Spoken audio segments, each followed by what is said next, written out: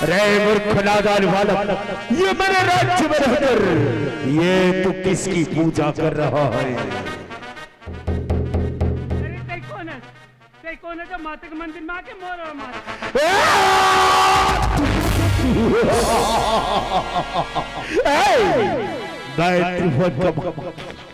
महिषासुर का दूध रक्त में झोरा, जिसके नाम से देवादेव अपना सिंहासन छोड़कर भाग जाते हैं।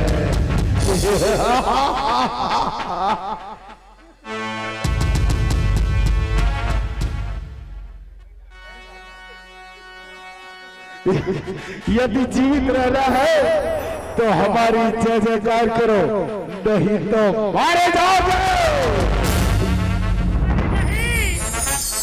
अगर मैं पूजा कर रहा हूँ तो माँ शेरावाली के, अगर गुण गाहा तो माँ चंडी के, माँ काली के, और सिवाय कौन नहीं है दुनिया में?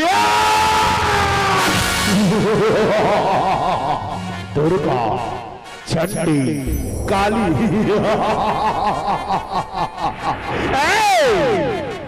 यदि तुम्हें तुम्हारी मैया पर इतनी विश्वास है तो भुला अपनी मैया को, जरा हम भी तो देखें कितनी साहस है तुम्हारी मैया में। माँ आना मैया, ये पापी से बोला बच्चा न दाई। ऐ माँ दुर्गा, ऐ माँ चंडी, ऐ माँ काली।